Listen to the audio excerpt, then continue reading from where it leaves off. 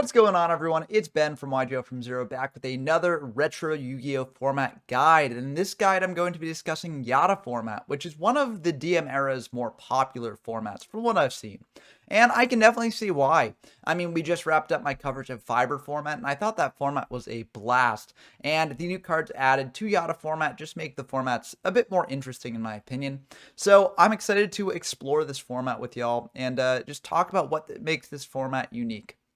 So, to start off with, let's discuss the limited list here. And, I mean, this may seem like a lot of cards, especially if you're new to the channel and haven't seen the previous limited list here. But this is mainly the limited list from Fiber format with a couple minor changes. So definitely check out the Fiber format guide if you haven't already. That will really help you in sort of understanding what's going on in this Yata guide. But basically, I'm just going to discuss the new changes that were made to the Fiber format list. So if you're not familiar with any of the cards here, then definitely check out that previous guide. But mostly it is the same.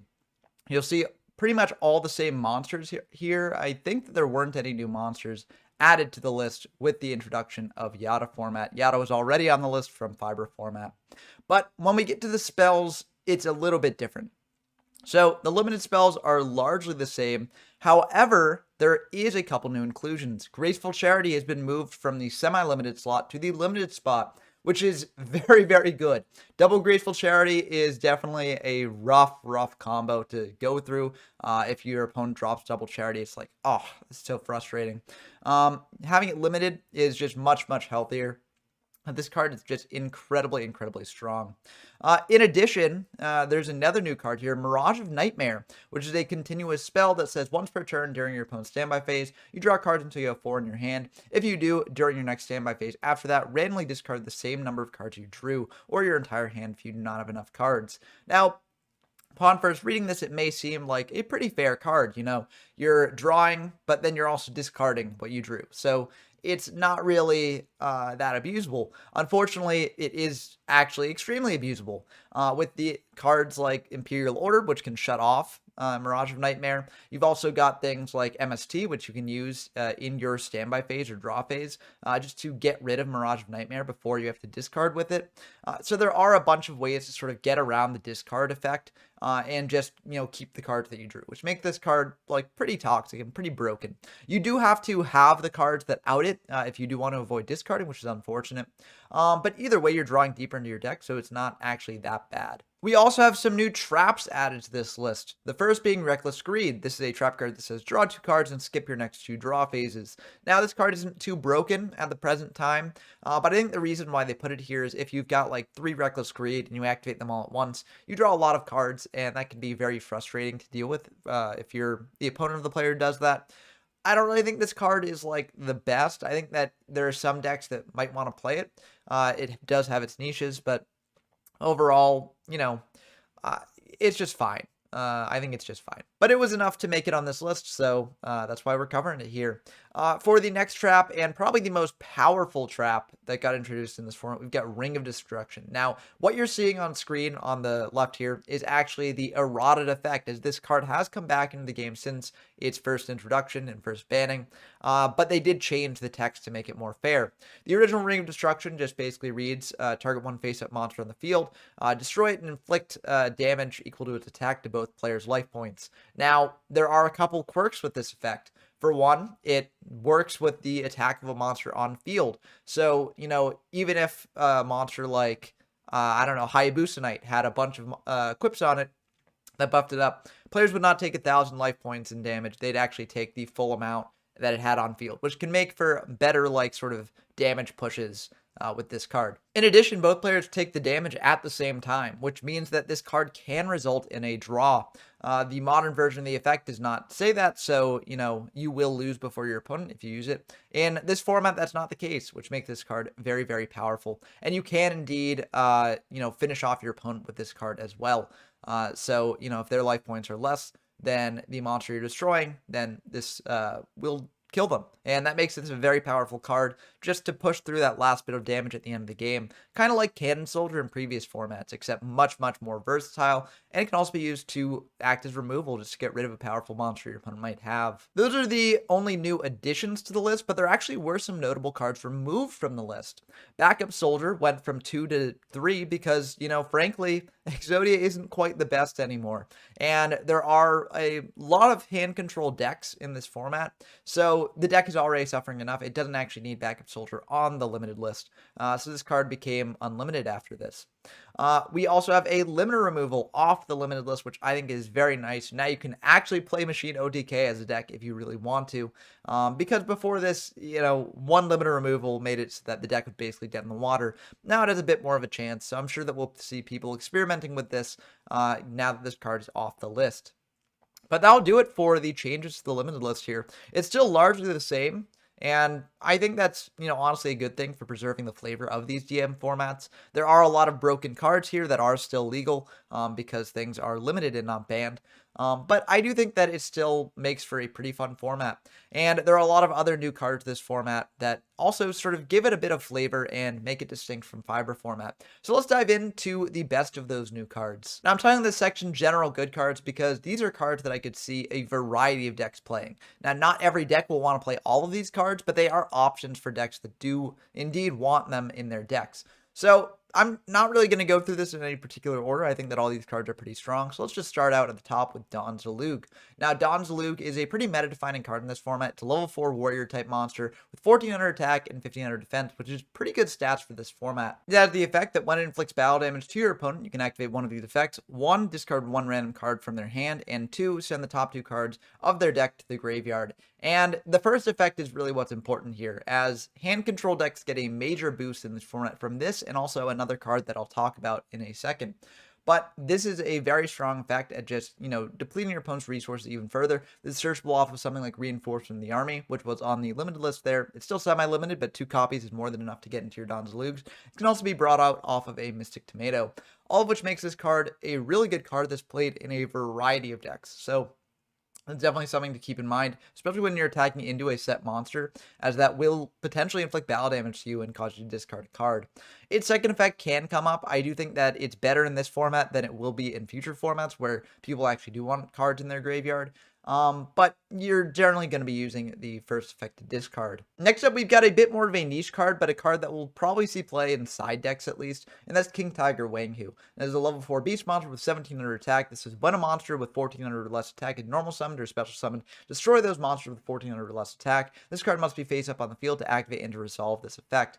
So this card is really good at stopping recruiters. So you attack this into like a Mystic Tomato, and if they don't have 1500 Dark in their deck, that tomato would basically die without effect. I mean, you'll be able to bring out like a Sangan or a Witch, and sort of get a search off the King Tiger Wanghu, but it's still not as effective as recruiters generally are. So this card's very good in that way. It can also stop something like Scapegoat as well.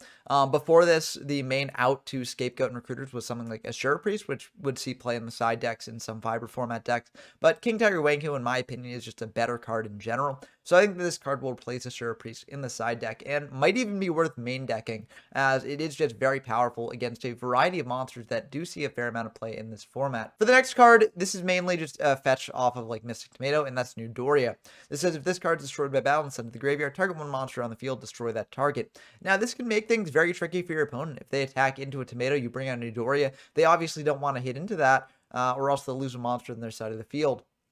And so this can sort of put an end to their battle phase. In addition, you can sort of just set this card, have your opponent attack into it, pop a monster on their side of the field, and leave the way open for something like a Dawn Zalug or a Spirit Reaper or a Yata. So this card is a very good monster in my opinion. I think it might see some tech play in some decks, although it's definitely not essential in every deck, as deck space in this format is really tight.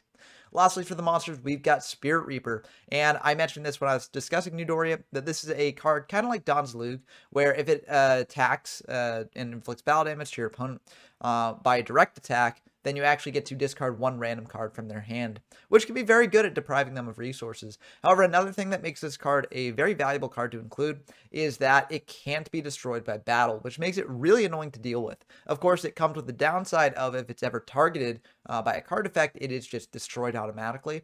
But that actually is a bit trickier to do in this format than you might think. And even things like Book of Moon, which is a very popular card in this format that does target, won't actually destroy Spirit Reaper because of the quirks of how Spirit Reaper's effect works.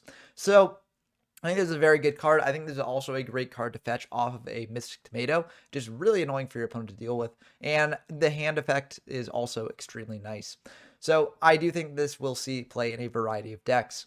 Moving on to the spells, firstly, we've got Book of Moon, which is one of the best cards introduced into this format. It introduces a lot of very interesting different applications for this that I really like. So this is a quick play spell that says target one face-up monster in the field, change that target to face-down defense position. Now, you can use this on your opponent's monsters, being able to out a big monster like a Jinzo or something, switching it to defense, in which case it's a lot weaker. It can also be used to reset your own flip monsters, things like Magician of Faith. You can just activate Book of Moon, flip it down, flip back up the Magician of Faith, grab back something like a Pot of Greed or something, and it can be very good in that way as well. This card has a lot of applications, and it's going to be played in a lot of decks. So expect to see this as a staple of the format. Next up, we've got a card that becomes a staple much later, but in this format, I still think might be worth considering, and that's Metamorphosis. Now, Metamorphosis is a spell card that's a tribute one monster, special summon one fusion monster from your extra deck with the same level as that tributed monster. Now, the fusion monsters you have to pick from generally aren't the best this format. I'd say the one that you're more likely to go into is Thousand Eyed Restrict, which is a level 1 monster that can sort of lock down the game a bit. And with the introduction of Book of Moon, you can sort of shut off your own Thousand Eyed Restrict more easily than you could in the past. But you can bring this out off of like a Scapegoat token. You can bring this out off of a Sinister Serpent. So there are many ways to bring out Restrict. And so I think that's probably going to be the most common use of Metamorphosis. But there are some other niche cases as well. If you've got a Jinzo or a Hades, you can tribute it off for a Ryu Sentry, which is a good level 6 monster that can shut off your opponent's trap cards. Also, if you've got like a level 5 monster like Air Knight Parshoth, which is decent, so I could definitely see it seeing play. If you tribute that off, you can bring out something like Dark Balter the Terrible, Fiend Skull Dragon, or Reaper on the Nightmare, all of which are pretty decent. And if you do manage to play a level 7 monster, you can actually bring out a Last Warrior from Another Planet, which would be pretty devastating, and it shuts down your opponent from summoning any monsters to their side of the field.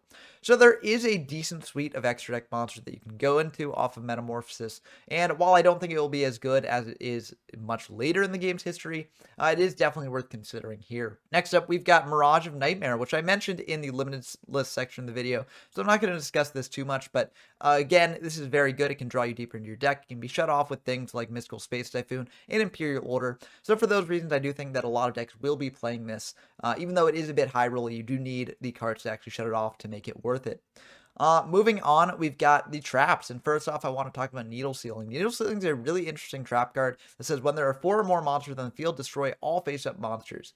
So this is interesting because it can deal with tough things like Spirit Reaper, for instance, but also it doesn't really check if all monsters on the field are face up when it's checking the 4 monsters. It just checks if there are 4 monsters on field.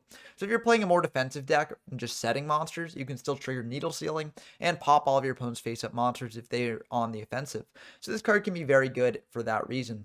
And I could see a variety of decks playing this card. So I am really looking forward to seeing how people experiment with this, and I expect it to be a decent card in the metagame going forward. Next up, we've got Nightmare Wheel, and this is like, on the surface, it's a burn card, which is true, but it can also be used to sort of shut down your opponent's offensive pressure. This is a continuous trap that targets one monster your opponent control. It can attack or change battle position. When it leaves the field, this card is destroyed, and once per turn during your standby phase, you inflict 500 damage to your opponent. That monster must be on the field to activate and to resolve this effect. So a lot of stuff going on with this card, but can lock down one of your opponent's monsters, which can be very nice, and also just inflict passive burn damage to them, which can also be pretty useful. Again, this card will most likely see play in burn decks, most of all, but I could definitely see this being teched into a general good stuff deck as well. Next up, we've got one of the most powerful traps in this format, and that is Raigeki Break. Raigeki Break is a very simple trap card that says discard one card, then target one card on the field, destroy it. So this is a great form of removal in a bunch of formats that did not have removal up to this point, and it can also pair very well with something like Sinister Serpent, which is a card that's been around in the past couple formats but hasn't really been able to see its full potential realized yet. Raigeki Break can make it a lot more worthwhile playing Sinister Serpent. So I expect to see this in a lot of decks. Very, very versatile card. That's very much worth the cost that it requires. Next up, we've got Reckless Greed. I mentioned this in the limited list section of the video, so I'm not going to dive too deeply into it here. But this is a decent card in some decks if you really do just want to draw cards as quickly as possible to get into your combo pieces. This card can be very good. Also, this card pairs decently well into a Yata lock, as, you know, if your opponent's bringing out Yata already, you might as well draw 2 cards, as you're already losing some draw phases. So it can make that a little bit more palatable. I don't really think that this is the best in all decks, but it is something that I do expect to see people experimenting with, and I look forward to seeing how they do with it. Next up, we've got Ring of Destruction, which I mentioned in the limited list section of the video. One of the most powerful traps in this format by far.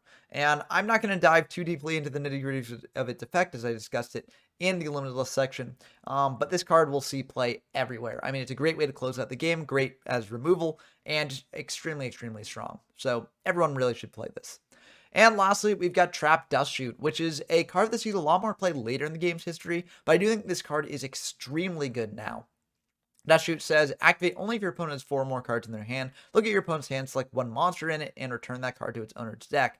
Now, the reason not to play this is potentially that it's too situational, right? If your opponent has less than 4 cards in hand, you can't use this card, and this card's kind of dead. However, there are cards in this format that get your opponent up to 4 or more cards in hand. Mirage of Nightmare being a prime example. If your opponent Mirage of Nightmares, you can trap Dust Shoot, get a card out of their hand. There are also cards like Reinforcement of the Army that can add a monster to hand.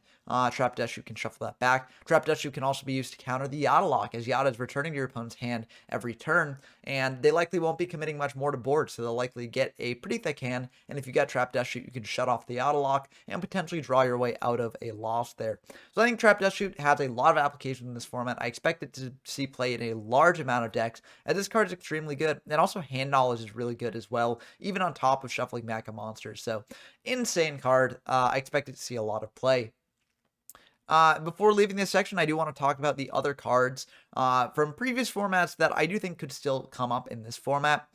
Firstly, we've got the Beater Triangle that was popularized in Android format, consisting of Bazoo the Soul Eater, Kaiku the Ghost Destroyer, and Gemini Elf. Now, Bazoo and Kaiku are a bit less powerful in this format, given the ruling that said that they get to banish any card for their effects is now no longer in effect with Yata.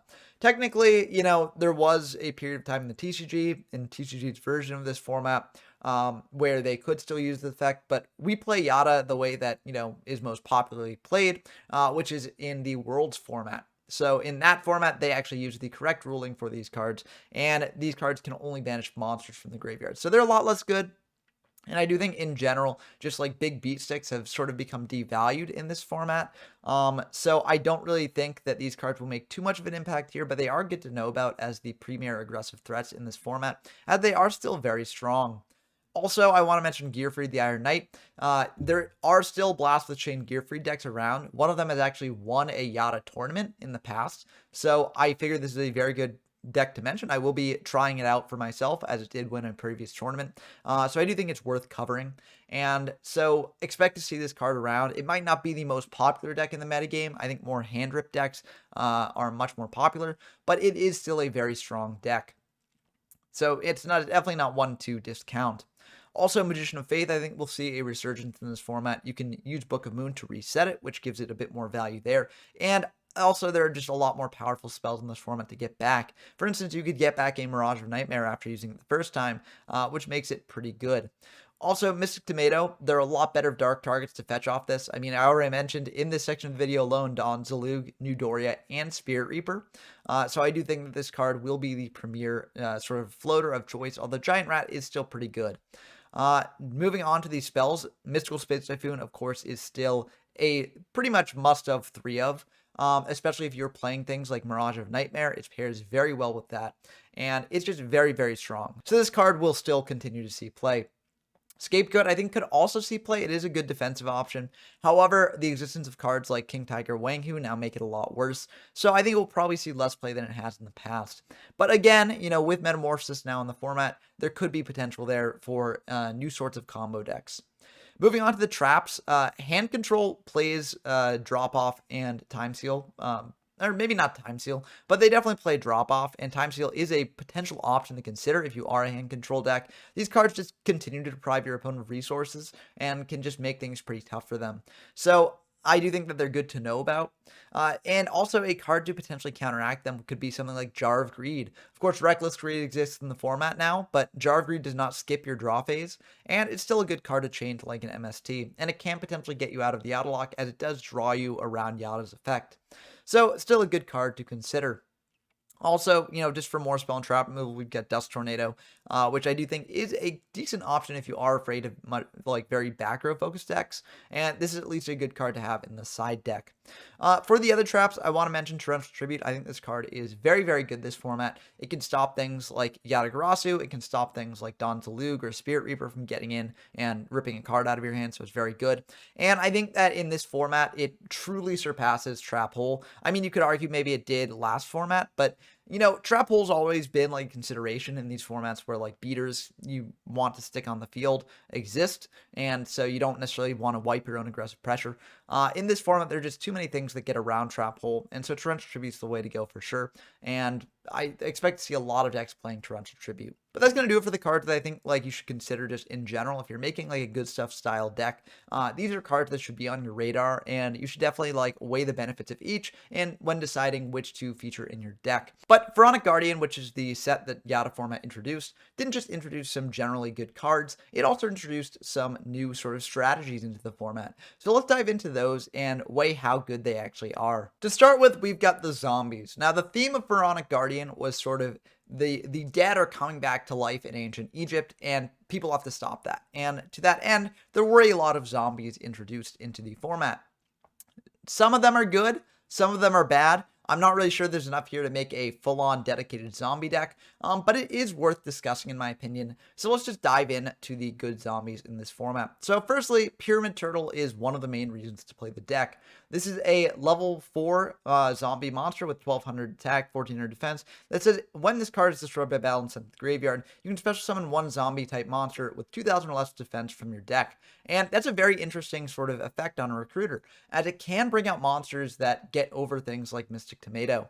Its 1400 defense also matches up nicely against something like a Dawn Talug or Mystic Tomato, and this card can just be really annoying for your opponent to deal with. Also, it can summon monsters in defense, which can pair very nicely with something like Spirit Reaper if you don't want to take more damage. So I do think that Pyramid Turtle is one of the main reasons to play this deck. It makes a lot of the deck very, very searchable, and it can potentially lead to very aggressive plays.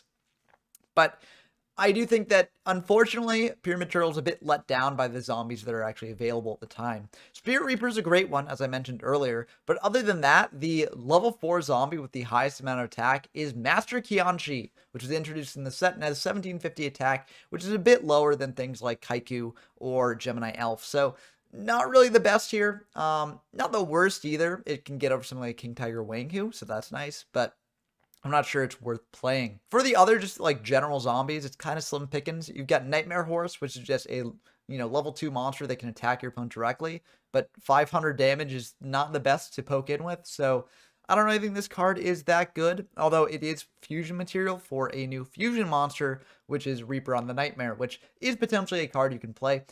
This is a very powerful fusion monster that it can't be destroyed by battle, just like Spirit Reaper, and it's destroyed when it's targeted by an effect, just like Spirit Reaper, and it can attack your opponent's life points directly, even if there's a monster on your opponent's side of the field, just like Nightmare, and if it successfully attacks your opponent's life points directly, your opponent discards a card randomly from their hand. So this could be a good fusion monster to go into, although, for the amount of work that it takes to bring this out, it might not be worth going into it through like a fusion summon. You might just want to use Metamorphosis. There are some level 5 zombies you can play to facilitate that. Next up, we've got Poison Mummy, which is a flip monster with 1800 defense, 1000 attack, so it inflict 500 damage to your opponent. not terrible, but also not particularly any good. It doesn't really synergize with the zombie deck as a whole. So before I get into the general theme that zombies seems to want to do, I want to discuss one of the more singularly powerful zombies in this format, which is Dark Death Spirit. Dark Death Spirit is a spirit monster, and it's also a tribute monster. So that means that, you'll have to sacrifice a monster every turn to bring it out if you do want to bring it out, and also it will return to your hand at the end of the turn, so you'll then have to sacrifice another monster next turn. However, it does have a very strong effect, because when it's normal summoned or flip face up, you get to destroy all other face up monsters on the field, which can allow you to go for some major aggressive pushes, which can be pretty nice. So it's definitely a card to consider if you are building a zombie deck, although it definitely takes a lot of effort to actually make work, and whether that's worth it is up to you. Now, zombies do have a general theme that's put forward through basically 4 monsters, kind of 5, but I'll get to the 5th one a bit later. And that's basically that they flip down and then they flip back up. And that's a very sort of interesting mechanic, and it's centered around a monster known as Ellietincan, which is easily the best of them. So this is a level 3 zombie with 500 attack, 600 defense. It says once per turn, you can change this card to face down defense position. If this card's flip summoned, draw 1 card. And the flip summoned part is really important there. Unlike other flip monsters, which can just be flipped up through whatever means necessary, you actually do have to keep Ellietincan on the field and flip summon it to actually get its effect. And that could be a major downside, given that this thing's stats are really not the best. Now, there are some other zombie monsters that, are here to potentially try and help that, mainly Wandering Mummy. Wandering Mummy is a zombie monster with 1500 attack and 1500 defense that says you can flip this card into face down defense position once per turn during your main phase. After you use this effect, rearrange the face down defense position monsters in your main monster zones, then return them in face down defense position. So this can sort of hide where your Ellietincan is, and can just, potentially make your opponent take some damage. If they're trying to hit into the Ellietincan, but they can't actually get over Wandering Mummy, then that could be pretty bad for them. It also plays very well with Giant Axe Mummy, which is a level 5 monster. This is the level 5 Metamorphosis target that I was mentioning earlier. That says you can flip this card into face down defense position once per turn during your main phase. If the attack of a monster on your opponent's side of the field that attacks this card in face down defense position is lower than the defense of this monster, the attacking monster is destroyed.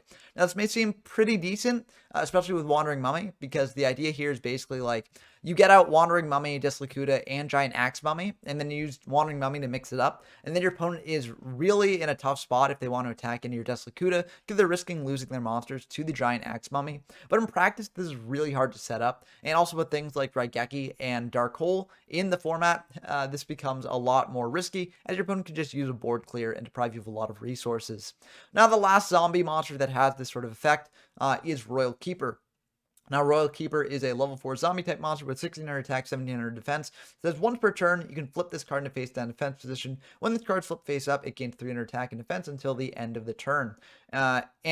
This is kind of interesting because this just says flip face up. It doesn't necessarily have to be flip summoned. But the unfortunate thing is that the effect actually resolves after damage calculation. So if your opponent's monster does attack into this, it won't gain the effect until afterwards. So it could still easily lose that battle. This is nice because if you are shuffling your field up with Wandering Mummy, this can just be used to poke in as you're drawing cards with the Ellietincan. So it's kind of nice in that way. I do think it's the one that sort of fits this theme the least, which is kind of unfortunate for it. But it's not the worst card in the world, so I did want to mention it here. Now, before I dive into the other last zombie monster that I want to mention in this section of the video, there are actually some other cards that do have this sort of flip face down, flip face up effect, and they can actually form the backbone of a deck known as Pacman. Now, Pacman means, I'm pretty sure, Pure Advantage Camel Munching All Noobs. I think that's what it stands for. And the camel is indeed Ellietincan, but there's some other cards as well that goes into the strategy. Swarm of Locusts and Swarm of Scarabs are both used to pop a specific type of card. Swarm of Scarabs is able to pop a monster once flip summoned, and Swarm of Locusts is able to pop a spell and trap card. So if you're able to set up your Ellietinca's and your Swarm of Locusts and Swarm of Scarabs, you can keep depriving your opponent of resources every turn, draw cards every turn, and potentially just poke in for a little bit of damage every turn to eventually wipe your opponent out. There are some other monsters in this format that can go into this strategy that aren't zombies. The first of them being Guardian Sphinx, which is a level 5 monster that says once per turn you can change this card to face down defense position, and when it's flip summoned, return all monsters your opponent controls to the hand. That is a pretty insane effect, but honestly, it isn't the best in my opinion, given what you need to put into it to bring it out. And yeah, I mean, if you manage to pull off the effect, that's great. But if your opponent does have like Raigeki, Dark Hole, or even like No of Crossout, then that's pretty bad. However, it does block something like a Jinzo, which is very nice. I think the main tribute monster that gets over it would be like Hades, which not every deck is playing. So this card can be pretty decent here and can enable you to just keep getting in every turn. So that's a good card to consider. The last of the non-zombies flips like this is just really bad, and that's Cobraman Sakuzi.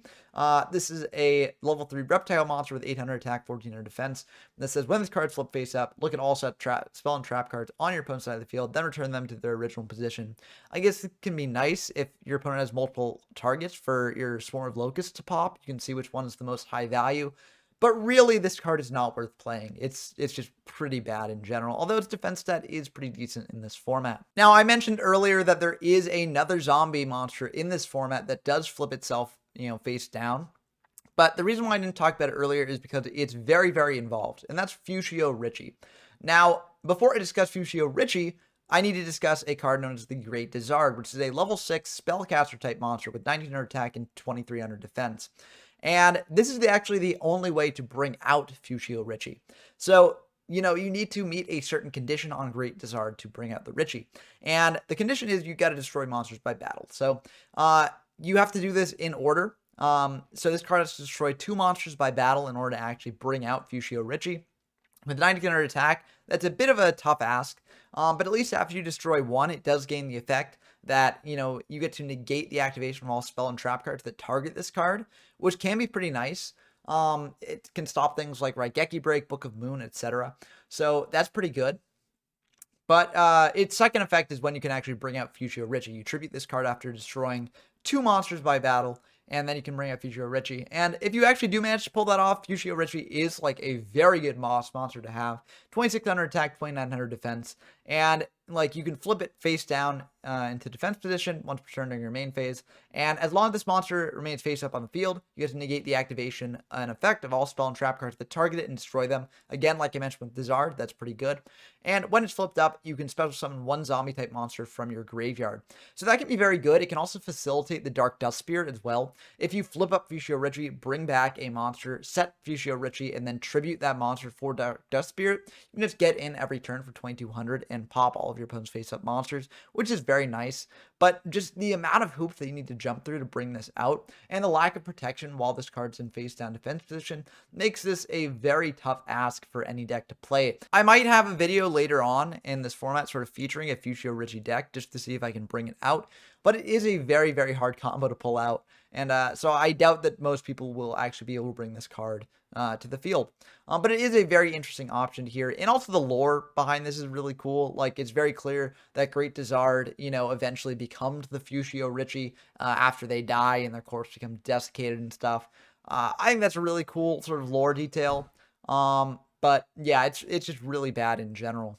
Now, the spells and traps for zombies are pretty decent here.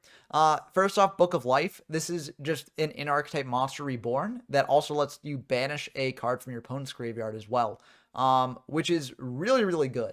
And this is one of the reasons to potentially play zombies. It also fits with the idea that like zombies keep going back from the grave. Book of Life enables you to do that. So really, really cool card here with a lot of flavor that makes this deck probably worth like considering as like a rogue or jank deck.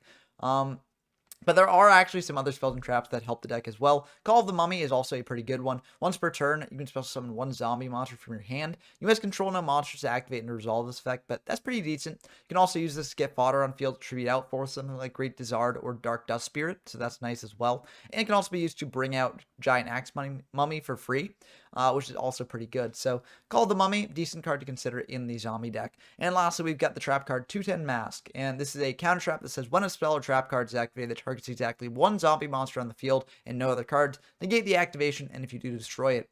So that's pretty decent and also sort of pairs well with the effect of Fushio Richie. Like lore-wise, non-lore-wise, it doesn't really go together because Fushio Richie also already negates spell and traps the target, but 210 Mask can be pretty decent. So not a bad card to consider in a zombie deck. Raigeki Break and Book of Moon do exist, so you can potentially negate those. But I think probably a card to cut as they're just better counter traps in general, but something to definitely consider. Now, before I move on to the next section of the video, I do want to mention some other cards. Firstly, Needle Sealing I think could pair well if you're going with the Pacman strategy or with just the sort of zombie setting strategy. As, again, like I mentioned in the generically good cards section of the video, it doesn't actually destroy face-down monsters. So I do think that this card can be pretty decent in the deck. Also, there are some older zombies that have been introduced in previous sets that you might want to consider here.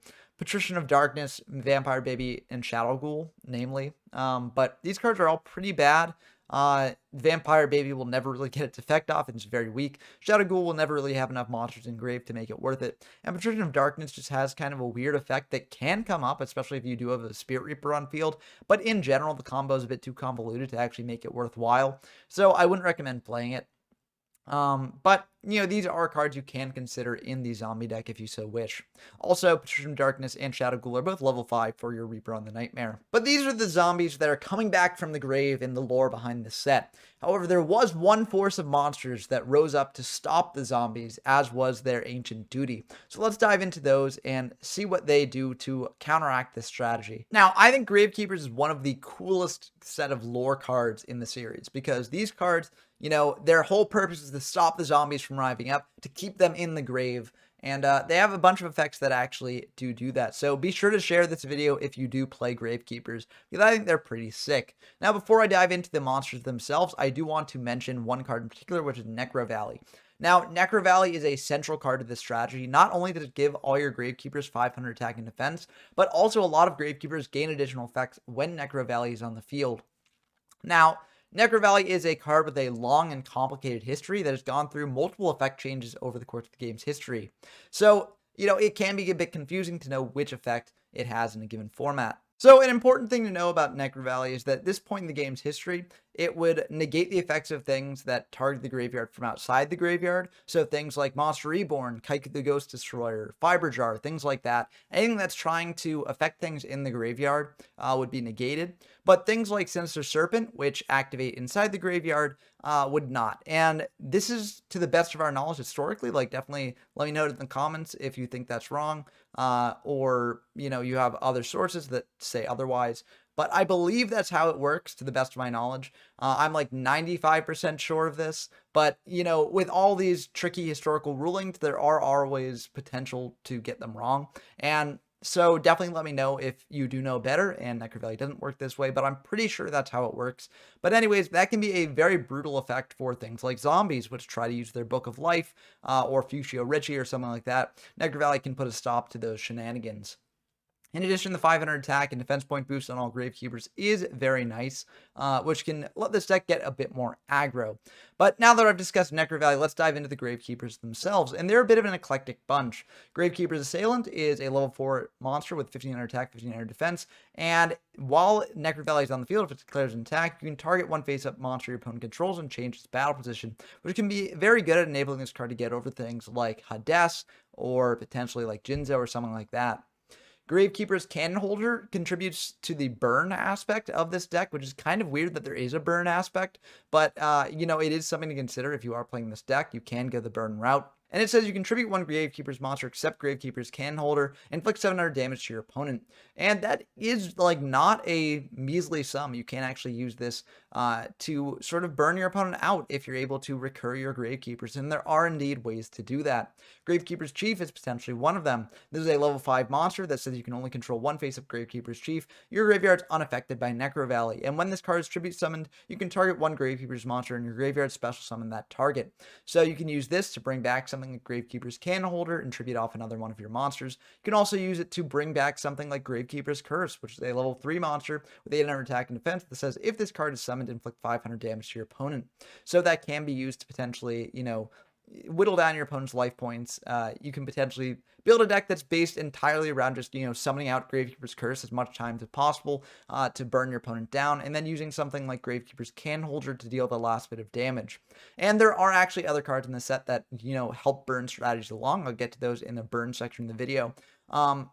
But one in particular is Dark Room of Nightmare, which increases the amount of burn damage done by these burn cards by 300 each. And in those cases, Gravekeeper's Cannon Holder only requires you to tribute 8 monsters total in order to finish off your opponent with its effect. And Gravekeeper's Curse only requires you to summon it out 10 times in order to win through its effect. So you could potentially do a Gravekeeper burn deck if you so wished.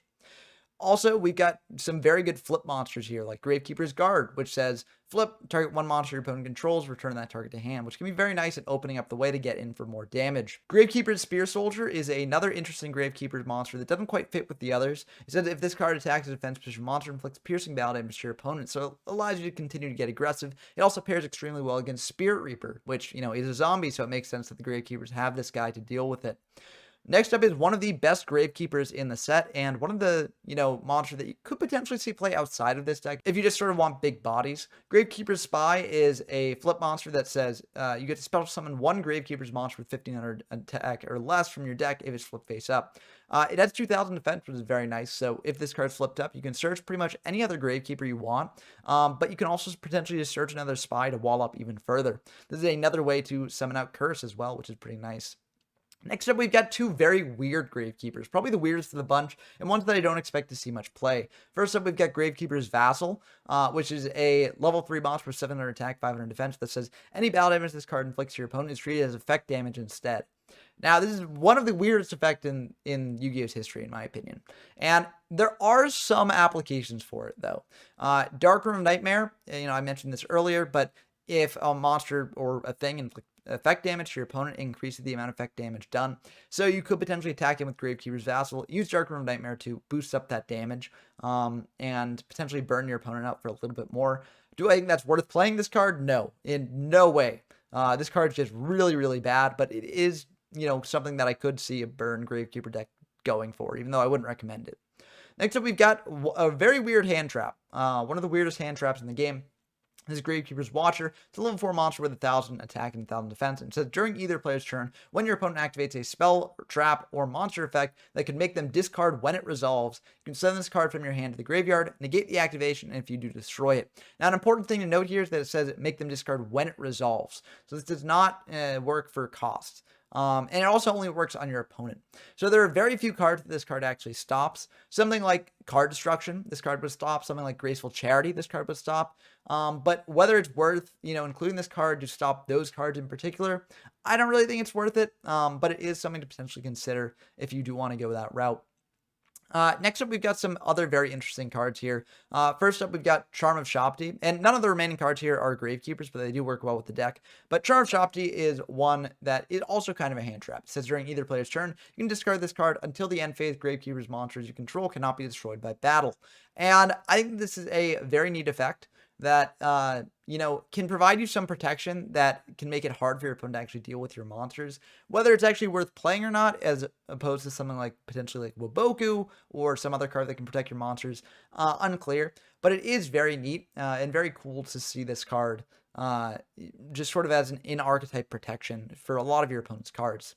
Next up, we've got two flip monsters, the first being a Cat of Ill Omen. I'll also talk about this card later in the video, but this is a flip monster that says choose one trap for your deck and place it on top of your deck, or if Necro Valley is on the field, you can add that trap to your hand instead. There aren't too many traps that Gravekeepers super wants to add to hand, but you can also just use this to add like an individually powerful trap like Imperial Order or Mirror Force, Torrential, etc. So this card can be good in that way. Next up, we've got an Owl of Luck, which says select one field spell card from your deck and place it on top of your deck. If Necro Valley is on the field, you can add the selected field spell from your deck to your hand instead. Now, you don't necessarily need this. If Necro Valley is already on the field, you'd just be searching out another copy of Necro Valley. I guess that's good insurance in case your opponent needs to spell and trap removal on the Necro Valley. But in general, it's not the best. It's more just used like if you don't have Necro Valley already, you can grab one from deck to top of deck, I guess. But there is a better card in this format for finding Necro Valley, so I don't really think Owl of Luck is really worth playing. So next up, we got Necro Valley, which I mentioned before is very, very good for the deck. And we've also got some spells and traps that synergize with Necro Valley well. First up being Royal Tribute. This is an insanely powerful card. It says if you control Necro Valley, both players discard any monsters in their hand, which can be extremely strong if your opponent's building up an offensive presence with, draw cards like Mirage of Nightmare, etc. Royal Tribute can really mess up their plans and cause them to lose a lot of resources. Now, you'll also lose resources from this, so it's something to be careful of. But it is something to consider if you are playing a Gravekeepers deck. Next up, we've got Terraforming, which is just a generically good support card for any deck that plays a field spell.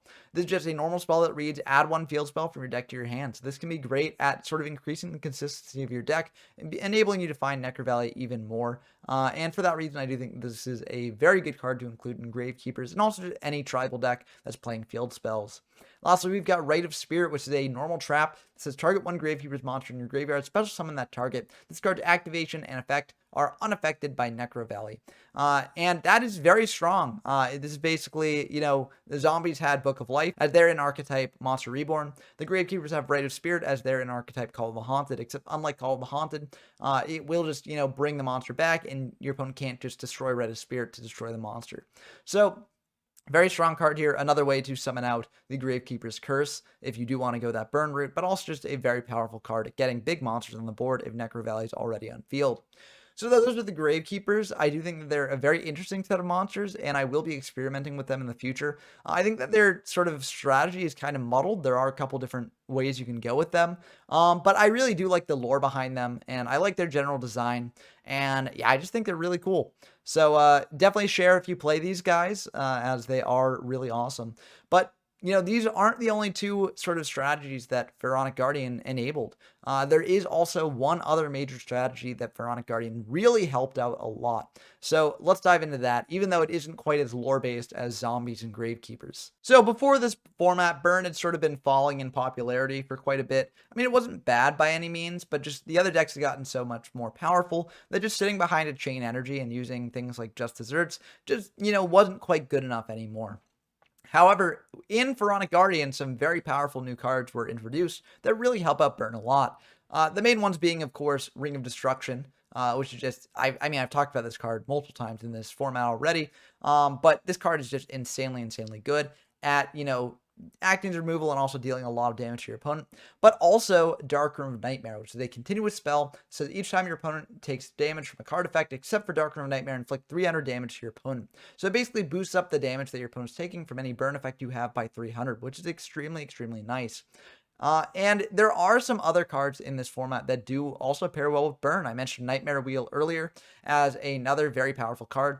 This card inflicts 500 damage to your opponent during each of your standby phases, and also it stops your opponent's aggressive pressure, which is a problem that Burn can have. And also, with Dark Room Nightmare, you only need to wait 10 turns, and then that'll kill your opponent.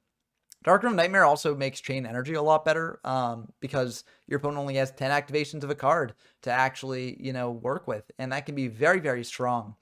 I mean, Dark Room Nightmare just makes the deck much better as a whole, even though 300 life points doesn't necessarily sound like much. There were some other monsters in this format introduced that help out Burn as well. Lava Golem being probably the most notable of them.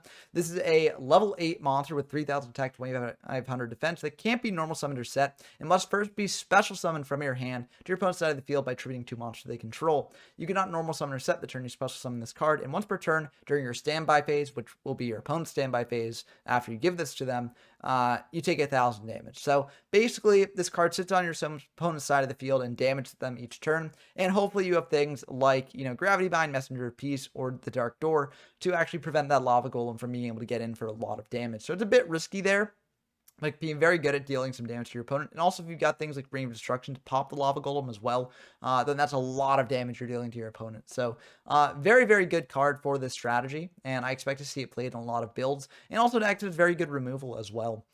For the other monsters, they're a bit more underwhelming. I already talked about Gravekeeper's Curse and Poison Mummy in the Gravekeepers and Zombies section of the video, but these cards can go in just the typical burn deck as well.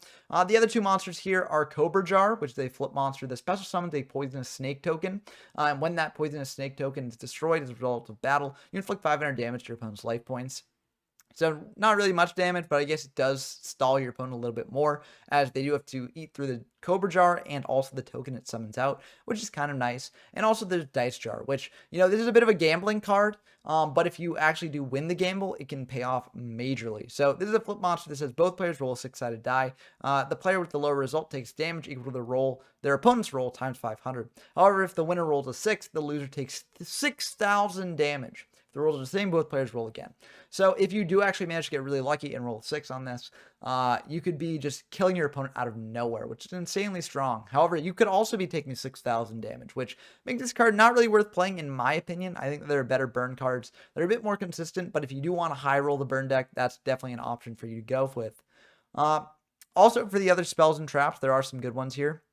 Dark Snake Syndrome is a continuous spell that says during each of your standby phases, inflict damage to both players. This damage begins at 200 and double during each of your following standby phases. So this adds up pretty quickly. It starts at 200, but then goes to 400, 800, 1600, and then it gets really out of hand with 3200, 6400, etc. So your opponent will probably be dead by that point. The unfortunate thing is that you're also taking this damage, but if you manage to whittle down your opponent's life points fast enough, this can potentially kill them before it kills you as well.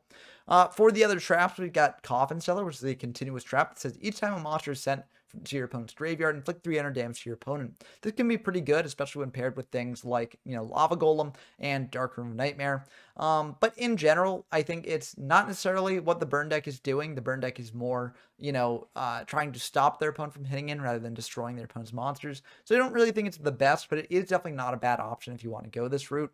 And you could potentially play it with something like Needleworm or Card Destruction or things like that to potentially, get cards in your opponent's graveyard in a different way. Lastly, for these traps, I do want to mention one counter trap that can be useful for a burn strategy, although I don't think it's that good in general, and that's Curse of Royal. This says negate the activation and the effect of a spell or trap card, that includes the effect of destroying one spell or trap card and destroy it.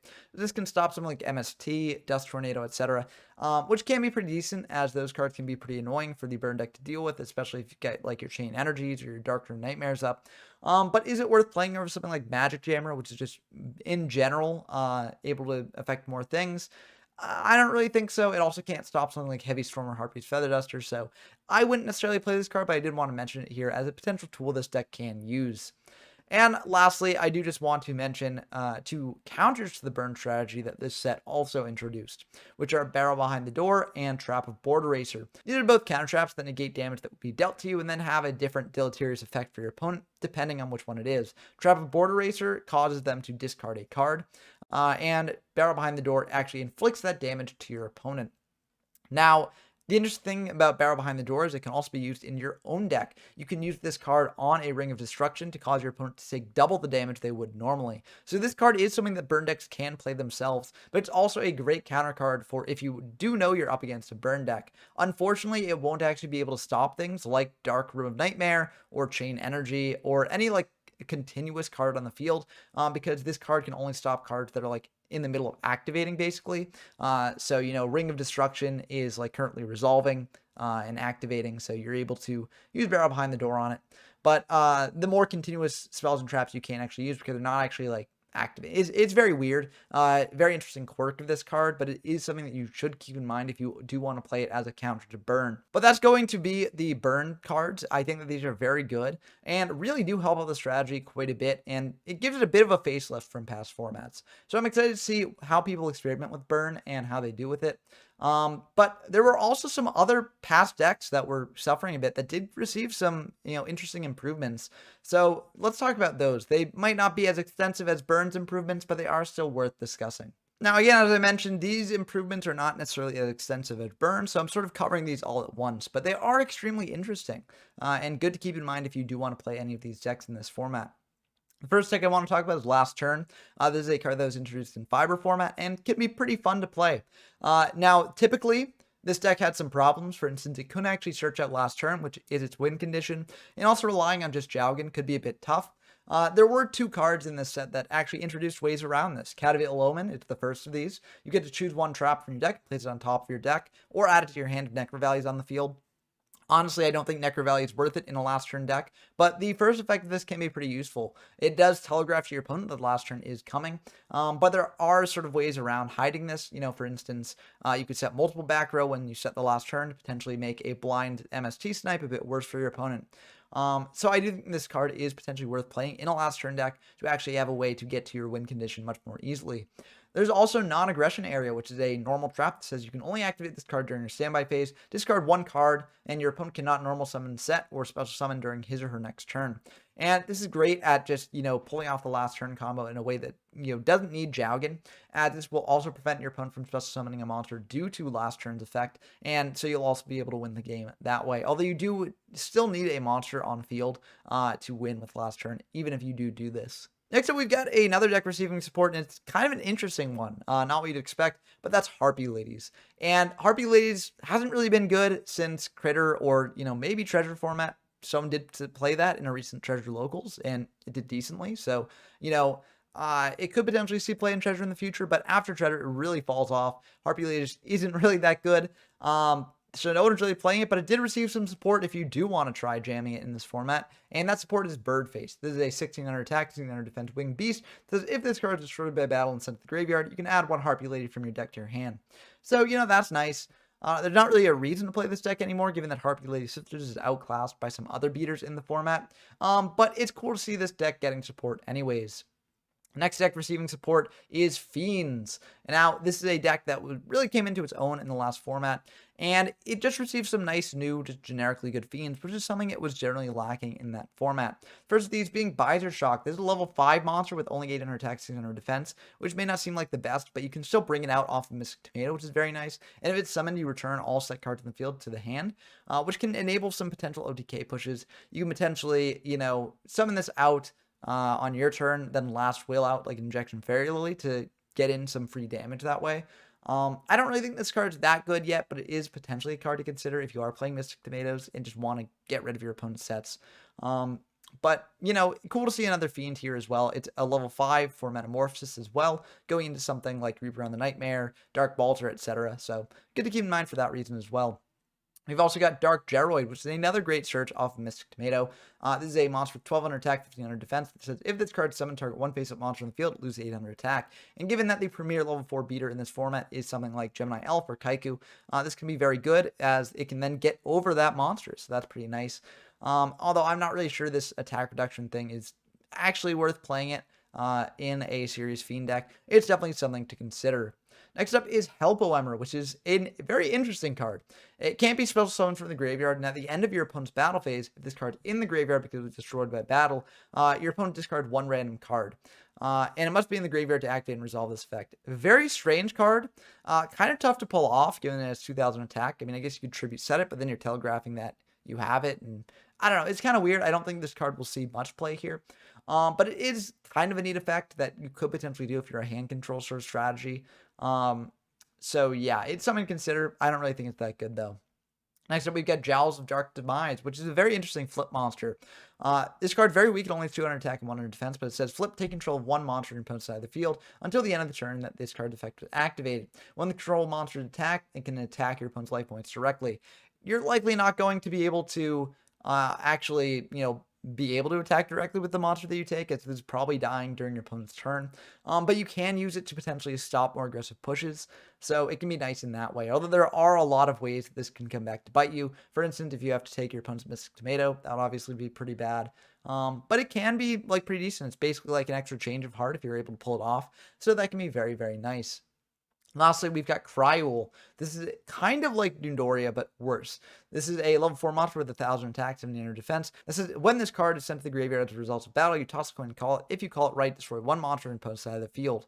So, it kind of is like Nundorian that's destroying monsters on your opponent's side of the field. But also there's a chance that you don't destroy a monster, so I don't really think it's that good for that reason. Moving on, we've got some water support here.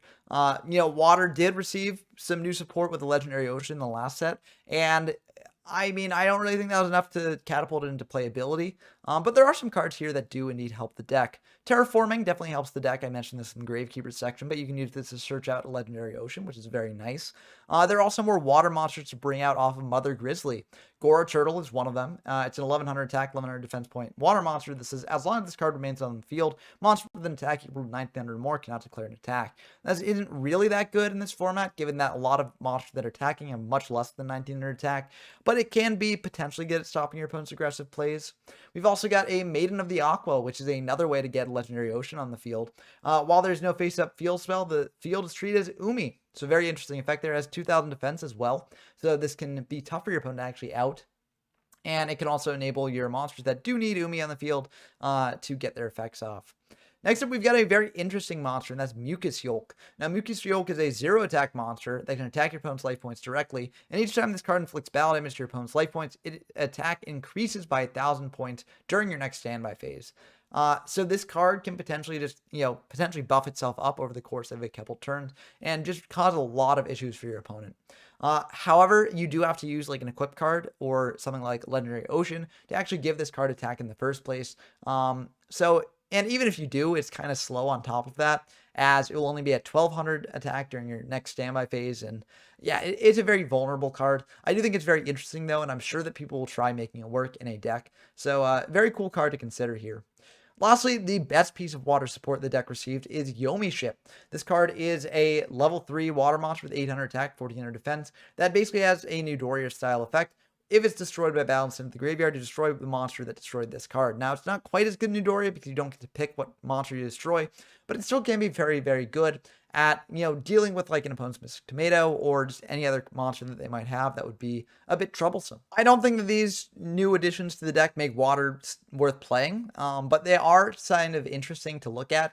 And it's cool to see how the deck is developing over time, even if it's still like rogue or trash tier. And I am sure that people will be trying to make a water deck work, so I look forward to seeing their efforts. Next up, we've got a warrior improvement here. And I mean, you could argue that Dawn Salute was already an improvement to the warrior deck, and I'd agree. But they did receive one other warrior monster that could be pretty useful, and that's Sasuke Samurai. Now, this is a warrior that only has 500 attack, but at the start of the damage step, if it attacks a face-down defense monster, that monster is destroyed. So this can be very good at dealing with your opponent's recruiters, your opponent's flip monsters, etc. So this is a card to consider. In a warrior deck, you just use Reinforcement the Army as a bit of a toolbox, bring this card out and, get rid of an opponent's set, which is very, very nice. Now, you could argue that Exiled Force does a similar thing, and that's true. So you might not necessarily want Sasuke Samurai, but you only get one copy of Exiled Force, whereas you can get 3 of Sasuke Samurai. So it just, is more ways to access removal in the warrior deck. So something definitely to consider. Next up, we've got the Empty Jar deck, which is a deck that's kind of fallen out of favor in the past couple of formats. It's got a lot of its powerful monsters, but it doesn't quite have the powerful spells that, it will eventually get to make it a decent threat in something like GOAT format. However, one of those spells was released in Pharaonic Guardian, and that is Book of Taiyu. This is a spell card that says target one face-down monster on the field, change that target's face-up attack position. Now, you can also pair this with Book of Moon as well, and you can potentially trigger multiple of your jar effects in one turn. For instance, if you activate multiple morphing jars, that can be very nice at sort of flipping up and flipping down your monsters and just, depriving your opponent of a lot of cards all at once. And it can also be used for something like Cyber Jar as well. It's just really cool and can enable the deck to play on the first turn, which is something that it has sorely needed. So I think I might revisit Empty Jar in this format just to see how it does. Next up, we've got a boon to the Hayabusa Knight OTK deck, although I'm not sure how much of a boon it is. It is something you can at least play in the deck, and that is Secret Pass to the Treasures. It says select one face-up monster with an attack equal to 1000 points or less on your side of the field. During the turn this card is activated, the selected monster can attack your opponent's life points directly. Now, this can enable you to get through your opponent's monsters in case they do have monsters on field. It unfortunately won't stop your opponent's spells and traps, which is kind of rough, but it does play around Scapegoat, so that is very nice to see. So potentially something the Hayabusa Knight OTK deck will want to look into. Lastly, I want to mention 2 more new cards that I think a lot of these, more jank decks could potentially use, and the first of them is Different Dimension Capsule. Now, this is a spell card that lets you banish one card from your deck face down After this card's activation, it remains on field. Destroy this card during your second standby phase after activating this card, and if you do, add the banished card to your hand. So this essentially operates in a similar way to Gold Sarcophagus, if you're familiar with that card later in the game's history. Now, it allows you to search out like unsearchable combo pieces, which can be very nice for a lot of these more jank decks. However, it is stopped with something like a Mystical Space Typhoon, which is quite unfortunate, and it does potentially telegraph that you are getting something in hand, even if the card is banished face down. Now, I do think that a lot of decks do need a card like this, though, in order to actually make their combos a little bit more consistent. So that's why I mentioned it here, but I don't really think that this is worth playing in a generally good deck because MST does really ruin this card. And the other card I want to mention is Electric Snake. Now, this is a card for potentially good stuff decks to side as well against like hand control decks. As if your opponent does discard this card, you get to sort of draw 2 cards and sort of make up the difference that you would have lost otherwise. However, I think that jank decks really do need this card as they can't afford to lose cards from their hand.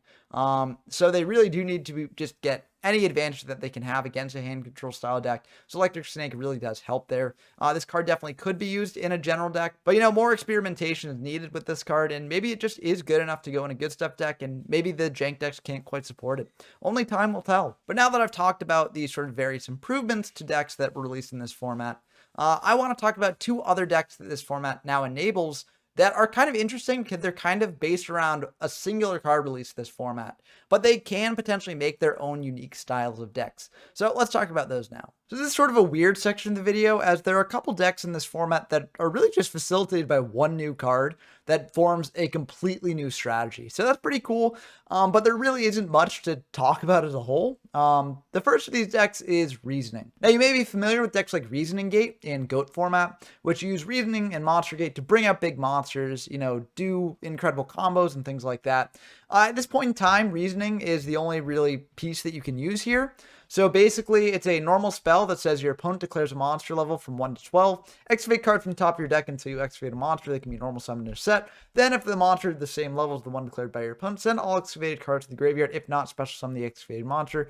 Also, send the remaining cards to the graveyard. Now, this can be useful if you're playing just a deck with a bunch of big monsters in it. Things like Dark Ruler Hades, Jinzo, Air Knight Parshoth, and Barrel Dragon. Things like this, which can just get a monster with a huge level on field, potentially combo it with like Metamorphosis to then get out a powerful monster. Like if you're playing Barrel Dragon, you can bring out like a Last Warrior from Another Planet, which is very good. If you're playing Parshoth, you can bring out like Dark Bolter or some other level 5 monsters. So there's a lot you can actually do with Reasoning as a card, and it's a very interesting concept for a deck that sort of plants the seeds for what's to come later on once Monster Gate and some other cards are released.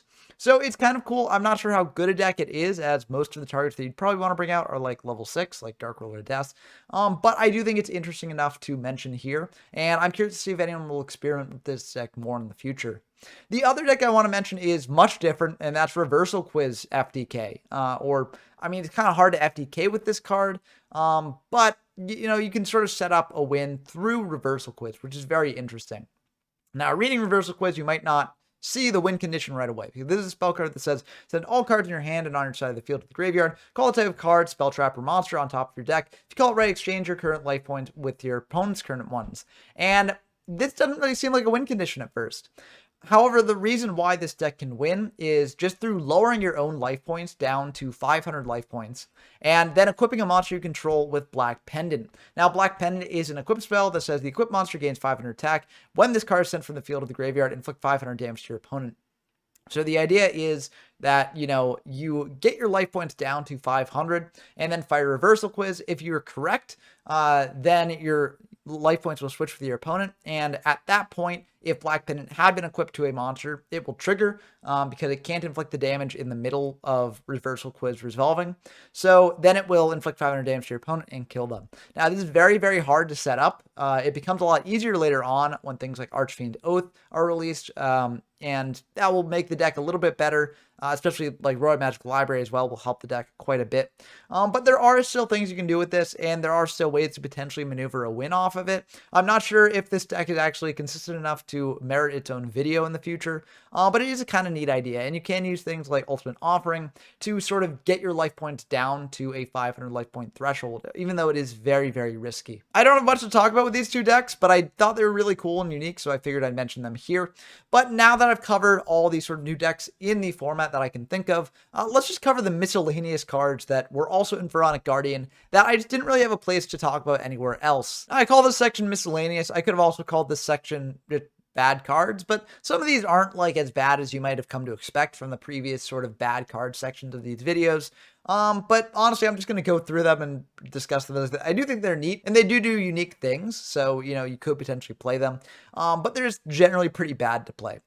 First of these, 8 Claws Scorpion. This is a level 2 insect monster with 300 attack. This is once per turn, you can flip this card into face down defense position. When this card attacks an opponent's face down defense position monster, this card's attack becomes 2400 during damage calculation. Now, this is weird because, first off, the setting aspect of this card is not really that important. I mean, I guess one reason why you do it is if you have Wandering Mummy and you want to sort of obscure your monsters even further. But I don't really see how this is that useful if you're playing Wandering Mummy. And its effect is just very, very niche. Most of the time, there's just going to be a weak 300 attack monster that will not be useful to play. So I don't really see why this card exists, and I think it's just pretty bad. The next card here is a Man with Wujat, which is a level 4 spellcaster type monster with 1600 attack, 1600 defense, which says when you normal summon this card and during each of your standby phase, select one set card on your opponent's side of the field, pick it up and look at it, then return it to its original position. So this is sort of the anti-Wandering Mummy tech here. You can bring this out, see which of your opponent's monsters is the Desolate Gouda, and then feel free to attack into it. You can also check their back row to potentially avoid problematic traps to pop, like Dark Coffin and the Statue of the Wicked, which I will get into later, don't worry. But I think overall, this card is just very, very underpowered. Its attack stats aren't the best. And this sort of back row control style strategy sort of went out the window shortly after Yugi Kaiba. So I don't really think this card is worth playing, although it is kind of interesting. Next up, we've got Arsenal Bug. This is a level 3 monster with 2000 attack and 2000 defense. This is if you control no other insect type monsters, this card's attack and defense become 1000. Now, you could potentially use this in a deck playing like Gravity Bind. If you're playing insects, you can bring another insect, have a 2000 attack beater that can actually attack in. So it's nice in that regard. However, insects are not really that good in this format. And yeah, if you don't have that insect on field, there's just a weak 1000 attack point monster. If you're going to play a monster that, you know, you do need a monster on field already to summon, you might as well play something like Jinzo, as it's much better. Moving on to our next monster, we've got Dark Scorpion Burglars, which is a level 4 warrior type monster with 1000 attack and defense. So this can be searched off reinforced in the army. I didn't mention the warrior section of this video because I think that this is really bad and doesn't really contribute to that strategy at all. It says when you inflict battle damage to your opponent with this card, your opponent sends one spell card from your deck, from their deck to the graveyard. Now, this is an interesting effect, and there are a lot of very powerful spells in this format, so this can actually come up as you are sending like pretty decent cards potentially, but your opponent gets to pick which spell they send, and this is also deck thinning for your opponent, so I don't really think it's the best. Also its attack and defense stats are not really that good, and if you do want a monster to search off reinforced in the army, you have a lot better options, so I don't really think that this card is worth playing. Next up, we've got Moisture Creature, which is a level 9 monster that has 2800 attack, 2900 defense, and says you contribute 3 monsters to tribute summon but not set this card. If summoned this way, destroys all spell and trap cards your opponent controlled. Now, this is a pretty decent effect, especially if your opponent is on a more back row heavy deck, but I don't really think it's worth the cost of bringing this card out. And, you know, just double tribute monsters in this format are generally not the best here, so I don't really think that this is worth playing. Although this could potentially go in a reasoning deck because it is level 9, which is a card that your opponent will likely not be anticipating and likely won't call at that level. Next up, we've got Mystical Knight of Jackal, which is a level 7 monster with 2700 attack that says when this card destroys one monster on your opponent's side of the field and sends it to your opponent's graveyard as a result of battle, you can then return the card to the top of your opponent's deck. Now, this can be decent. It's sort of draw locking your opponent, so that's nice. But a lot of the monsters in this format are things like Mystic Tomato, Sangan, Witch, etc. So oftentimes, it's not even that big of a detriment to your opponent. And I just don't really think that this card's that good. I mean, pretty much any 2 tribute monster in this format is going to need to be pretty crazy to actually justify being played. And unfortunately, this card isn't quite it. But just like with Moisture Creature, you could potentially play it in a reasoning style deck as another monster that you can bring out. Next up, we've got Servant of Catabolism, which is a level 3 monster with 700 attack that says this monster may attack your opponent's life points directly. So, this is like a sort of Metal Raider style card. As, that said, a bunch of monsters that can attack your opponents directly. This is a monster that is a bit better than all of those, but still not really worth playing as, just the direct attack isn't really the best. And especially in this format, unless you have got something like Robin Goblin, but there are other better hand control options instead. So I don't really think that this card is worth considering in most cases. Next up, we've got Time Eater, which is a level 6 monster that has 1900 attack. That says if this card destroys an opponent's monster by battle, your opponent skips their next main phase 1. This can be really powerful, just depriving your opponent of a setup turn before their battle phase. So that can be really nice and deprive your opponent of a lot of options. However, with 1900 attack, it is a pretty weak monster to demand 1 tribute, although you could potentially use something like limited removal to buff this thing up, as it is a machine, and limited removal is now at 3 copies again. I really don't think this is the best tribute summonable machine that you could be playing. I think that's Jinzo, and I think that you'll just be better off playing Jinzo in pretty much every case. And I think that honestly, even like a Dark Ruler Hades would be better worth it than this one, as Hades can pop more problematic cards than this can. Next up, we've got Winged Sage Falcos, which says when this card destroys an opponent's face-up attack with this monster by battle and sends it to the graveyard, you can place that monster on top of their deck. And just like with the Mystical Knight of Jackal, this can potentially draw lock your opponent, so that's kind of nice. But with 700 attack, it's a little bit weak, and most of the monsters that it would be destroying that way would be things that your opponent would be fine getting back anyways. Things like Sangan, Witch, Tomato, even like a Don Zalug, your opponent's probably fine getting back because they can potentially bring it out later and deprive you of some more resources. So I don't really think that this card is that good either, although it is definitely an interesting option to consider. Moving on to the spells, we've got a staple of Playground Yu-Gi-Oh! And that's Banner of Courage. Listen, I didn't necessarily want this card to be in this section either. I have a lot of fond memories using this card as a kid, but it's frankly not that good. It's a continuous spell that says all monsters you control gain 200 attack during your battle phase only. This can potentially come up. It can allow something like a Kaiku to get over a Gemini Elf, but overall, this card is not very good. 200 attack is generally not worth it. You could use something like a Rush Recklessly to better effect in most cases. And also, your opponent can just use like an MST or a Harpy's Feather Duster on this. So it's not really worth playing, in my opinion. Next up, we've got an equipped spell, and it's Buster Rancher. This is a very interesting equipped spell. It says only a monster with an attack of 1,000 points or less can be equipped with this card. And then during damage calculation, increase the attack of the monster equipped with this card by 2,500 points if the opponent's monster that battles it is in attack position, his attack is 2,500 or more, or if the opponent's monster that battles it is in defense position and its defense is 2,500 or more. Now, this is a very strict set of circumstances where this card's useful, and frankly, no one really plays things that have over 2,500 attack. I mean, I guess you could potentially play something like Summon Skull if you wanted an additional tribute summonable fiend. I guess the Reasoning deck could play monsters with over 2,500 attack. And also, if you're a burn deck that's playing Lava Golem, you can guarantee that your opponent will have a monster with 2,500 or more attack. So, I mean, I guess that's kind of nice. But I think in general, this card is just way too niche to be worth it. I think you should just play different removal instead. Next up, we've got Card Shuffle, which is a continuous spell that says pay 300 life points to use this card's effect. Shuffle either your or your opponent's deck. You can only use this effect during your turn and once per turn. So this is a very interesting card. I mean, it isn't generally that useful. Like, one of the main uses I could see is potentially if you've used like a Big Eye or a Convulsion of Nature to see the top cards of your deck. Use this card to potentially get something better. I mean, if you do have Convulsion of Nature up, you can also use this to potentially shuffle away a good card that your opponent's about to draw as well. So that is very nice too. But outside of those very niche applications, I don't really think that this card is worth it. Although it is extremely interesting and could potentially see some play in like that Reversal Quizzo TK deck if they are, trying to get into their combo as quickly as possible. Next up, we've got a card that is just, I mean, it's really hard to imagine a use for it, and that's Dark Designator. This is a normal spell that says declare one monster card name. If the declared card is in your opponent's deck, add one of that card to your opponent's hand. Now, some immediate thoughts that might come to mind with this card is like using it with things like Parasite, as that is a card that goes into your opponent's deck, and you want your opponent to draw that card. Unfortunately, I don't think that this will actually trigger Parasite, as that card needs to be drawn by your opponent to actually get its effect off, whereas this just adds it immediately to hand, so it's not even worth it for that reason. I think you could potentially also use this in conjunction with a hand rip. Like if you know there's a problematic card in your opponent's deck, you can use this to add it to their hand and then fire a hand rip to get it out of their hand. So, I guess that's not the worst thing in the world, But frankly, this card is just really, really bad in most cases, and you just want to use like a regular hand rip over this in 9 times out of 10. But if anyone can come up with another use for this card, let me know down in the comments below, as I am really stymied as to what they could have been thinking when this card was printed. Next up, we've got Hieroglyph Lithograph, and this is a very unique spell card in the game. It says pay 1,000 life points. During the current duel, your hand size limit becomes 7. That's very interesting. It sort of mirrors the effect of infinite cards, which gives you an infinite amount of hand size, but it's just much, much worse. I don't know why anyone would play this. It's just really, really weird.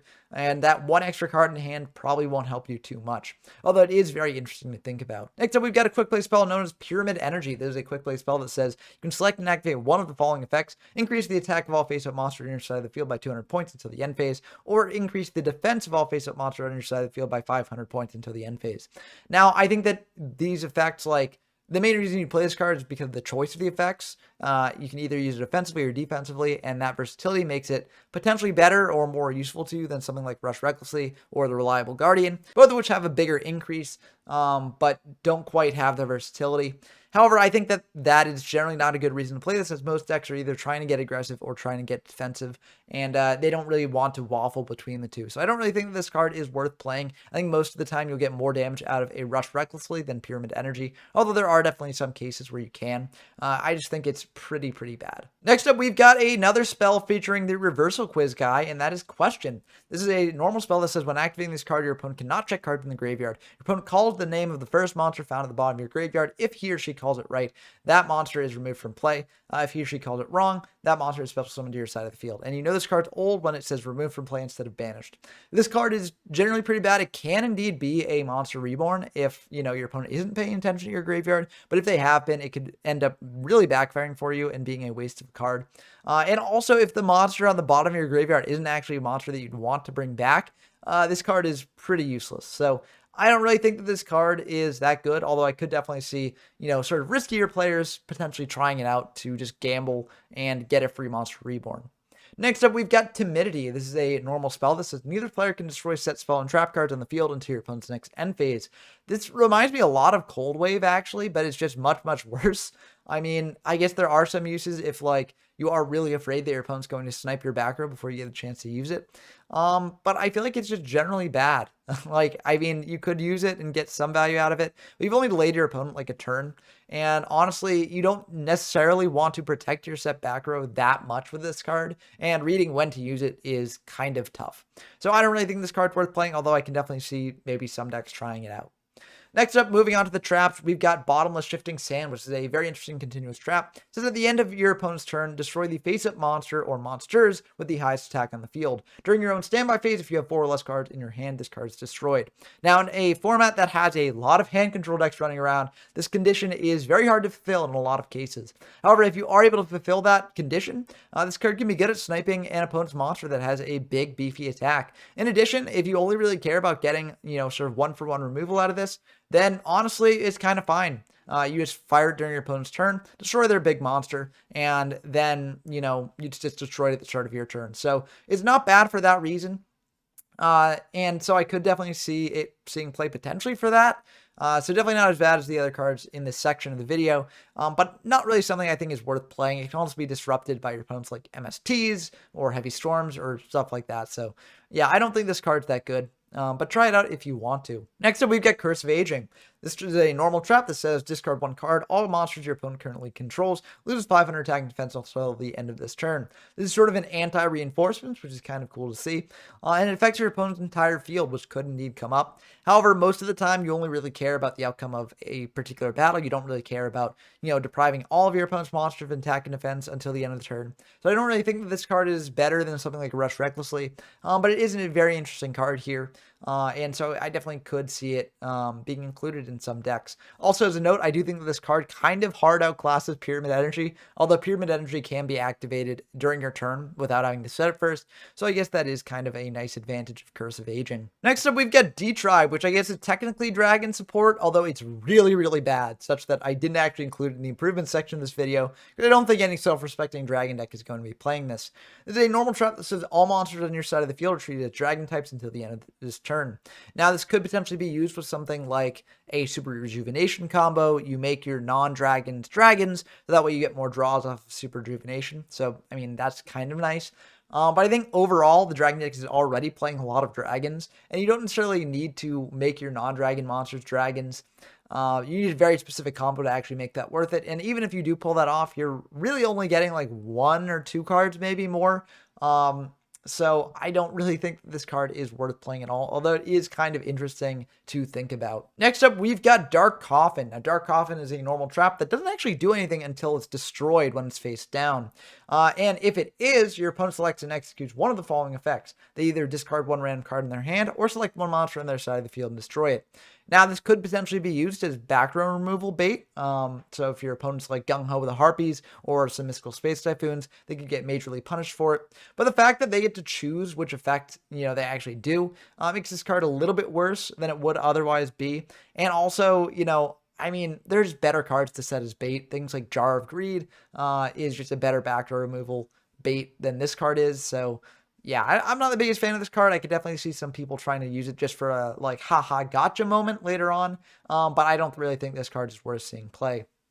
Next up, we've got Disturbance Strategy. This is a normal trap that says your opponent shuffles their entire hand into the deck, then draws the same number of cards. This is a very interesting trap effect. It can be used to disrupt things like, Reinforcement in the Army. Like if your opponent fires a Reinforcement in the Army to get a good card to hand, you can Disturbance Strategy, shuffle that back. In addition, you can disrupt the Yata lock. If your opponent has a Yata in hand, this can shuffle that Yata back into the deck, maybe let you draw into other cards in the next turn. However, I don't really think that's worth doing, especially given that like Trap Dust Shoot can solve both of those issues much better. So I don't really think Disturbance Strategy is worth seeing play when Trap Dust Shoot is in the format. Moving on, we've got a very interesting Floodgate, which is Narrow Pass. This is a continuous trap that says this card can only be activated when both players have 2 monsters or less on their respective sides of the field. Both players can only normal summon up to 2 additional monsters on their side of the field. This is kind of neat because it gives your opponent like a hard time limit on what monster they can bring out. It also gives you that time limit, but if you're playing this, you're probably playing a deck that doesn't really care about normal summoning out a bunch of monsters. So this can potentially lock down your opponent for the entirety of the game. And if you protect this with things like Fake Trap or a bunch of counter traps, this could potentially pay off for you.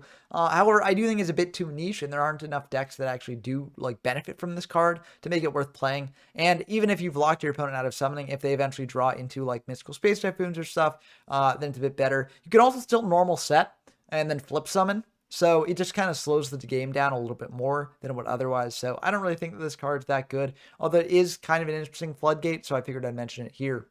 Next up, we have a card that I think will probably see play in at least one deck this format, and that's Needle Wall. This is a continuous trap that says once per turn during your standby phase, roll a 6-sided die, treat your opponent's main monster zones as numbers 1 through 5, counting from your right, and destroy the monster that is in the same main monster zone as the result. If the result is 6, roll again. This is basically gambling that you'll potentially hit the right zone to pop one of your opponent's monsters, which, if it actually comes up, it can be very good, and, destroy a monster your opponent might have otherwise wanted to keep on field. But you have a very low chance of actually being able to pop the monster that you want to hit. Although if your opponent does bring out a lot of monsters to the field, then the chance of hitting something does increase. So it's nice in that way, but I don't know. I think just having it be a gamble makes it not really worth playing, in my opinion. Speaking of gambling continuous trap cards, we've got Ordeal of a Traveler. This is a continuous trap that says when your opponent's monster declares an attack, your opponent chooses 1 random card in your hand and calls the type of card, monster, spell, or trap, and if they call it wrong, return the attacking monster to the hand. So this can be very good at stopping your opponent's aggressive pressure. It can stop things like the Yata lock or like a Don Zalug that would be really annoying for you. However, it is sort of a gamble. If your opponent does also have hand knowledge, this becomes a lot worse for you, and eventually after a lot of times attacking with their monsters, then, they will eventually figure out the contents of your hand and be able to guess more accurately. So I don't really think this card's worth playing, but it is definitely something to consider, and it is a classic of Playground Yu-Gi-Oh! I will say that, just like Banner of Courage, I used to play this card a lot and had a lot of fun with it. But from a competitive standpoint, I don't really think this card is worth playing. Next up, we've got a very interesting trap, which is Pharaoh's Treasure. This is a normal trap that says shuffle this card face up into your deck. If you draw this face up card that was added to the deck by this effect, send it to the graveyard, then target 1 card in your graveyard except this card, add that target to your hand. Now, I'm not even sure if this card is a macro on DB, so I'm not really sure how playable it is, but it is kind of an interesting idea. However, I don't really think it's worth it. You're sort of deck thickening by 1 if you use this, and it does provide you with some recurability, so that's nice. But, I mean, it is like random chance, and your opponent will know when it's coming, so they can sort of play around that a little bit, I guess. But yeah, I don't really think this card is that good, although I definitely can see people like trying to play it and make it work. Next up, we've got a truly bizarre card, which is Pyro Clock of Destiny.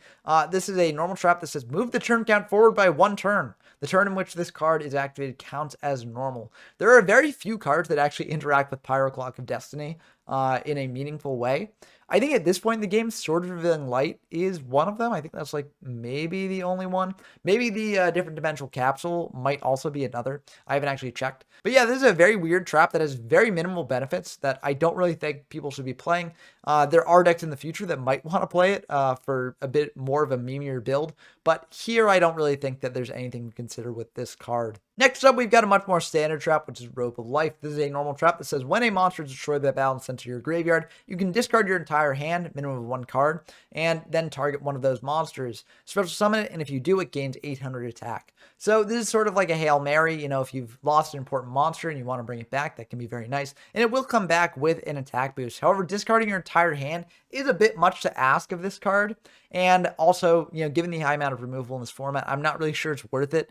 On top of that, but it is an interesting card that can potentially come up in certain situations, so it is kind of cool to see, although I don't really think it will be played at competitive levels. Lastly, for the traps, we've got Statue of the Wicked. Now, this is a normal trap that says if this deck card is destroyed and sent to your graveyard, you can special summon 1 Wicked token, and that's a Fiend Dark level 4 monster with 1,000 attack and 1,000 defense. That's it. Do I think that's worthwhile? Not really, no. This did come up in a Yu-Gi-Oh! GX game. I think the very first Yu-Gi-Oh! GX game between Crowler and Jaden. So that's kind of neat. But other than that, I think that Dark Coffin is just a much better card. And I don't even think Dark Coffin is that good. So yeah, I don't really think that Statue of the Wicked should really see any play. I guess one nice thing about the Wicked token is that it could be tributed. So if you're playing a tribute heavy deck, you could potentially pop it with something like Heavy Storm and then, you know, make a big combo play. But I don't really think that's worth it. So I don't really think Statue of the Wicked is going to see much play in this format at all. And that's going to do it for the new cards in this format. A lot of new things to talk about. I mean, the size of this sort of like grab bag section should probably indicate that. But I don't really think the meta has changed like too much from Fiber format. I do think that certain decks have gotten refined, and there are some new sort of like spicy strategies you can try out. So I'm excited to see how those do.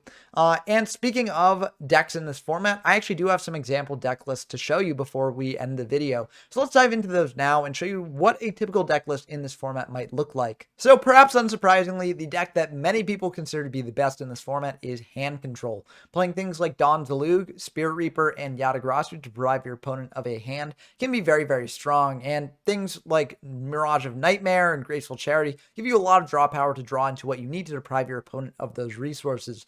This list that I'm showing you here was piloted by the duelist Ellietincan to a first place finish in the most recent Yata tournament held by Format Library. So it is a very good place to start if you are looking to get into this format. And I do think that it sort of shows how this format has changed from the Fiber format before it. Things like Triple Torrential Tribute were not as common in Fiber format, and they do see a lot of play here as, you know, Yata plus the Dawn Zalugs is very threatening. Also, we've got double Magician of Faith in the main deck. No Book of Moon, which is kind of interesting. I figured that they would play that, but I guess they didn't really want to play it here. Maybe they just wanted to focus on more of the gas cards and more things that just automatically destroyed instead of just sort of, you know, just delaying the inevitable.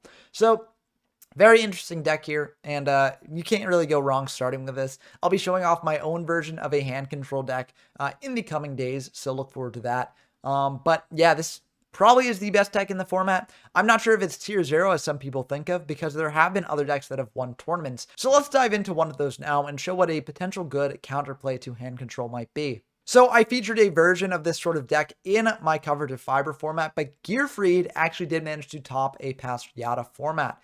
And that is pretty cool. Like, we saw how cool this deck was in Fiber, and it's just remained the same sort of thing. One thing that they're doing here, though, is they're playing triple Gearfried the Iron Knight along with triple Blast with Chain. Makes sense if there are more things you potentially want to pop in this format. And also, they've got the Dawn Zalugs to pair with the Reinforcement in the armies, which is very nice. Monster count is a little bit low here, but if you conceptualize the 2 reinforcements as extra monsters, then it gets a little bit better. Also, things like Mirage of Nightmare and Graceful Charity makes having a high monster count a bit less necessary in a deck like this. So I think this deck is really sick. I will be showing off a version of Gearfried in Yata format as well and testing it out. But yeah, I think this is a pretty great deck for anyone to start with if they do want to explore a bit more of the spicy side of the format. I will say I'm not really sure about the magic drains here.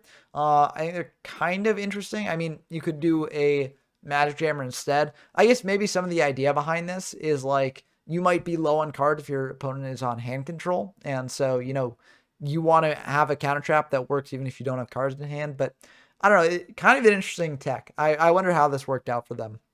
Also, something I want to note on the side is that they do have the electric snakes, which I did mention in the more jank section of the video, but it was sort of serving a role here against hand control. So something definitely to consider in the side deck of whatever deck you're playing. Also, the Wang user here as well as another great side deck option. But again, not really playing any of the Book of Moons except for in the side deck, so kind of interesting there. Maybe Book of Moon wasn't as good as I made it out to be in the sort of generically good stuff section of this video, but I mean, that's something to experiment with, and I will be experimenting a lot in this format as it is one of the popular ones. But that's going to do it for my guide of this format. Look forward to more duels in this format in the days to come, as I am planning on diving into this, and we will indeed have a Yata Locals this Friday night. So definitely hop on over to the Discord server. Link is in the description down below if you do want to play in that. And if you are interested in seeing more Yata content, I will be releasing more on my channel in the coming days, so definitely do subscribe. It's the best way to be notified when those videos come out, and also it does help support the channel a lot. Also, be sure to leave this video a like down below. It really helps out the channel a lot as well. And until next time, I've been Ben from YGO from Zero, and I'm signing off.